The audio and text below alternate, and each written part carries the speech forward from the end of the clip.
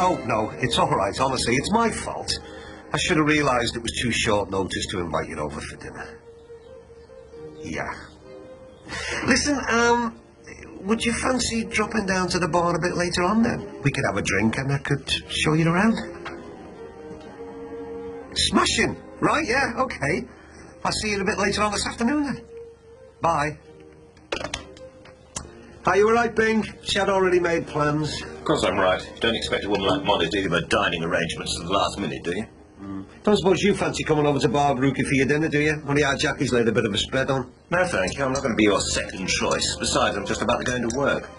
You know what? I still can't believe it. I think I'm in there. I think she really fancies me. Oh, does she? Well, I'll tell you one thing. I cannot believe your behaviour at the golf club last night. How do you mean? You know perfectly well what I mean. You left me on my own for the entire evening. Oh, come on, Bing. It's not my fault your bird's husband turned up, and I certainly wasn't going to share mine. You know, all this is starting to sound a bit like sour grapes to me. What do you mean by that? Well, why can't you just be happy for me, eh? I mean, look at me. I'm standing here. They can't believe me. Look, I've made the perfect start to the new year. I've met a woman who's attractive, she's witty, she's intelligent. And happens to be loaded. Well, all right. She's got a bob or two, I won't deny that, but that's not all I'm looking for, you know. I'm also looking for someone to spend the rest of my life with. And although it's early days, I think I've found her. What? Susannah took off on you? You're joking, aren't you? She was, Casey. I couldn't believe it. 1 minute I was kissing Ben, and the next thing she was standing over us shouting her mouth off. Great start to the new year, isn't it? Sounds like you had a busy night. I'll kill Peter and you. We should have stayed in Brookside instead of going to that cabaret club. Missed out on all the action. Casey, it wasn't funny. She made a show of me in front of all my customers. What? A show set you in front of everyone? Yeah. What do you think I meant? Well, when you said you were snogging Ben, I thought she caught you in a quiet corner somewhere. No, we were sitting in front of the bar. It was just an innocent New Year's kiss. But that's not the point. Oh, Jackie, the shame of it. I mean, what made you do that? Talk about drawing attention to yourself. That is exactly what I said. She went off her head. She just didn't care.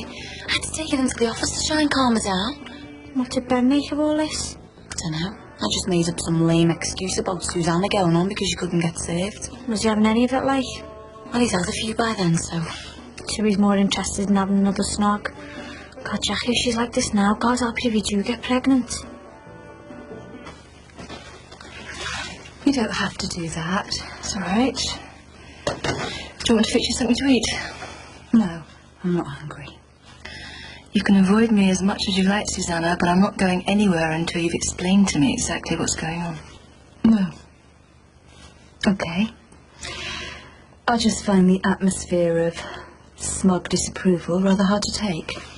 What do you expect? Right. I'll go have a shower and clear my head, and then we can talk.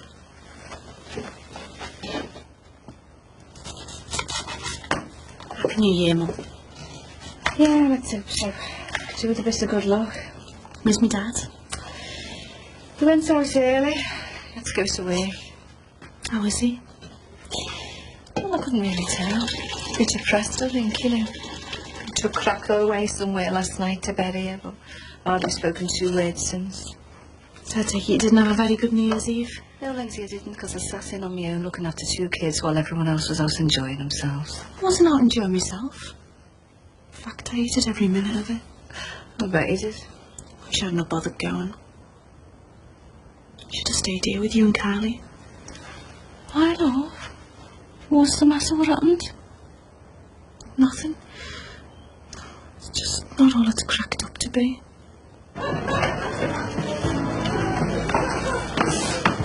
Hiya. Hiya, Dad. How much do you reckon we made last night, then?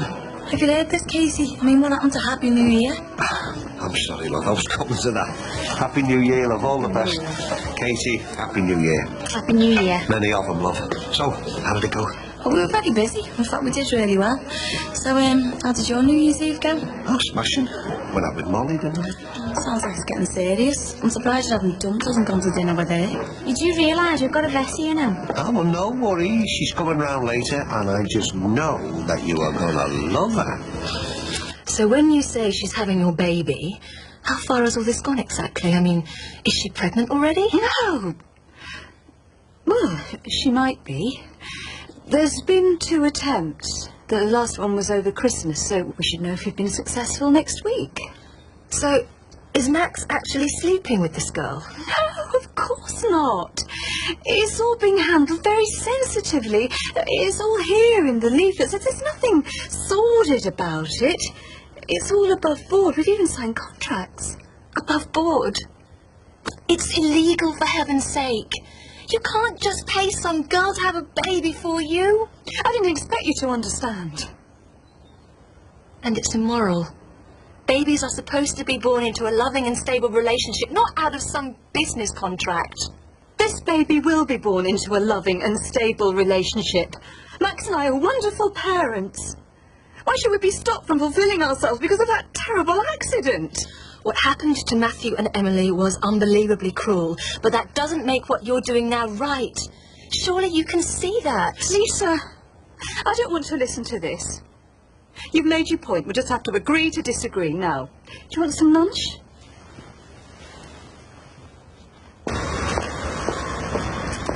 David. Molly, hello. Surely you're not working on New Year's Day, are you? I just about finished. I thought you were supposed to be running the place. Why didn't you get one of the extras to come in? Actually, I volunteered myself for a few hours' work. I didn't fancy sitting in on my own today. I'm just off to see Ron. He's invited me to see his cafe bar.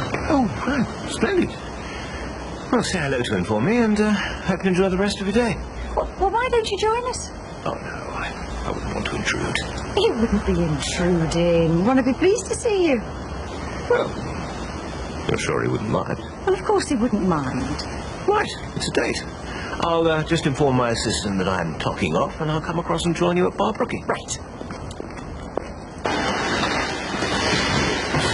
still can't believe that I'm sitting here in Liverpool in my mum's house. Technically speaking, you're actually in my mum's house. Still keen on finding your dad? Yeah, but I'm not hopeful. Must be really weird knowing he's out there somewhere. He might have a family. Could have hundreds of brothers and sisters. If he's a real hunk, they might all have different mothers. Maybe he specialises in one-night stands. He might be living somewhere really exotic, like Casablanca. Or dead. Everyone knows who their parents are. At least everyone I know does. And where they were born. Where their parents were from. What they did. There's only one thing for it, then. You don't have to go back and ask Eleanor if she remembers anything else. It's shot out and... Molly, hello, how are you? Oh, Ron? Listen, I'm impressed. Is this all yours? Yes. and my daughter, Jackie. Of course you haven't met, have you? Molly, this is my daughter, Jackie. Jackie, this is my friend, Molly. Pleased to meet you. And this is my friend, Casey. Hiya. Well, it's nice to meet you both. Right, well, that's the introductions over with. Let's sit down. I've got us a nice little table for two. I think we're going to need another glass. How do you mean? Sorry it took so long. Got held up talking to a customer. Molly, it's very sweet of you to ask me to join you.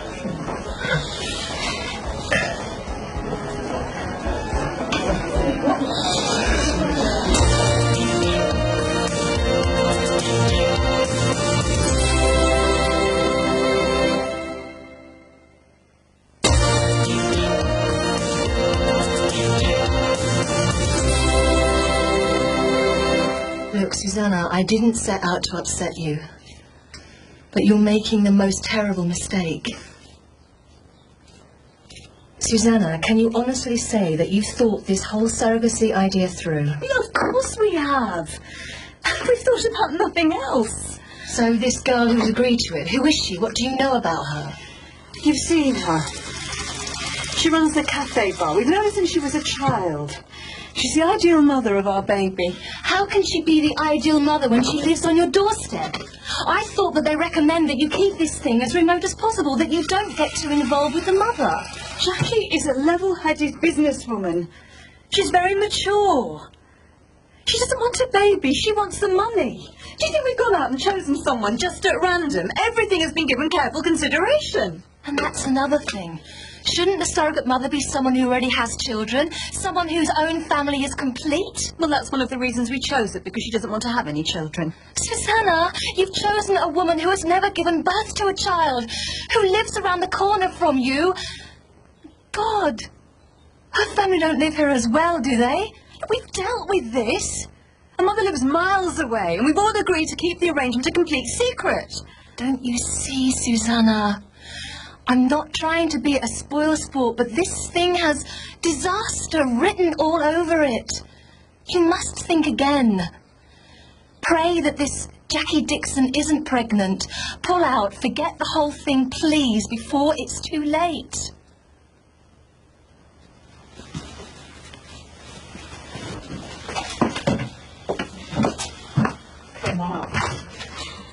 Flip-flop. I thought it might be a good idea if we all went out somewhere this evening. Oh, that's a good idea. Where'd you have in mind? Well, how's bowling sound?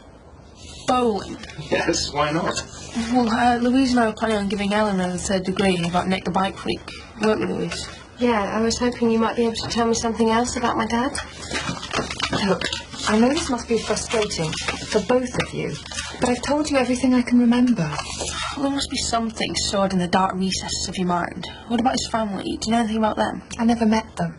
What about hobbies? Was he a member of the Reading Model Aeroplane Club or the National Front?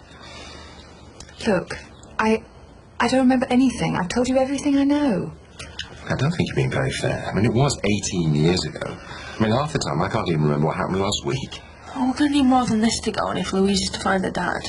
Look, let's face it. You're never going to be able to find him on such a small amount of information. Now, I know it's good fun, but it's fruitless. Oh, but Let's have tea. And then later, we can all go bowling. So, Molly, what New Year's resolutions have you made? Oh, to live life to the full. Yeah, I'll drink to that. It isn't, as they say, a rehearsal, is it? Speaking of it, isn't it time you went back to work? Oh, no. I'm all right for a bit longer. Now then, what are you two gentlemen having to drink? Molly, you just put your money away. I'm not having you paying for drinks. Bing can get them. Yes, of course. So what are we having? Same again? I must say, it's a lot bigger than I expected. Pardon? Oh, yes. Well, I always think it's as well to have something behind you in our time of life. What do you think? Oh, I absolutely agree. You'd be a fool not to. I managed to get Dan and Louise to start getting ready.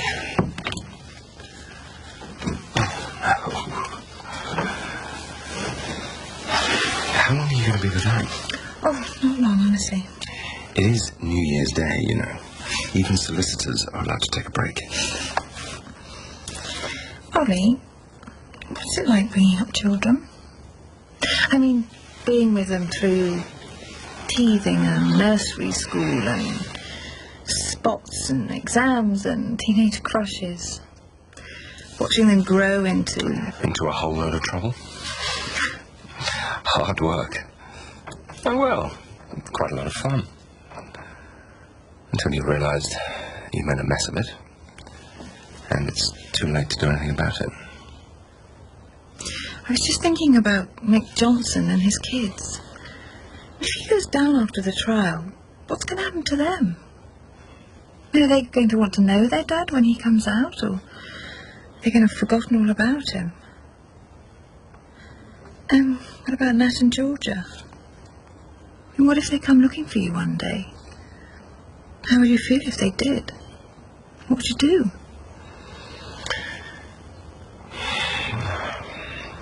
I don't know. It's difficult, isn't it? Anyway, are we going bowling or not?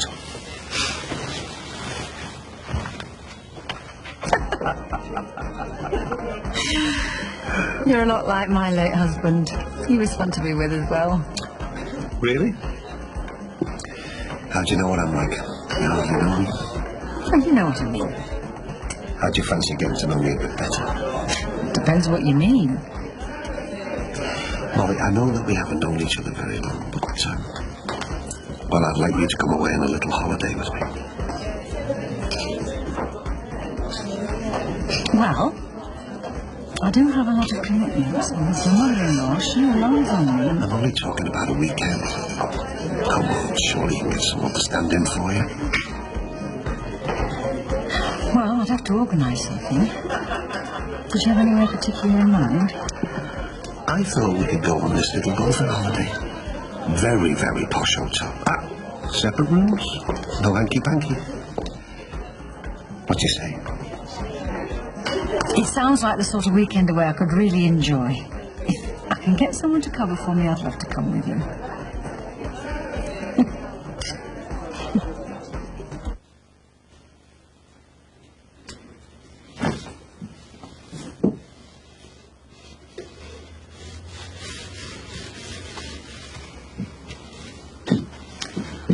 Well, that's everything.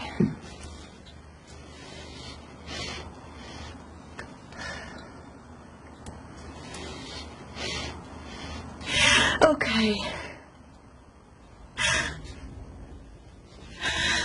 Okay, it's not ideal. But can you think of a better solution? You've still got choices. Your ovaries are still intact for whenever you decide to use them, but mine aren't. I desperately want another baby. So how can you make judgments about something that will never affect you? How could I? I know I can't understand your pain. Yes, you're grieving. No one should have to go through what you've gone through as parents. But it doesn't give you the right to buy a baby from the first girl that comes along. But if all the people who are involved are willing to do it, what harm can it do? All we're trying to do is to change a childless couple into a loving family again. Now, Lisa, tell me, what could possibly be wrong with that? Haven't you heard anything I've said? Yes, I have. But you're wrong. You don't understand anything about how we're feeling. Please try. Just try to understand what it means to us. We're all alone. We've got no one to turn to. I couldn't bear it if you hated me. I need you. I need you to help me, oh, Lisa. Please. Okay, you two, let's get the show on the road. What are you doing, Dan? Come on, time to go. What's that? Oh, it's something Dan got off the net. It's a list of bike shops in Reading. What? I don't believe it. You don't seriously imagine that some hippie I met once at a party 18 years ago is still going to be working there, do you? Ollie, please tell them this is getting really boring. I met him once, okay? I'm sorry your father's not Prince Charming or George Clooney. His name's Nick, that's it. So why are you wasting all our time looking for him when it's obvious you're never going to find him? Now, are we going out or not? Oh, thanks.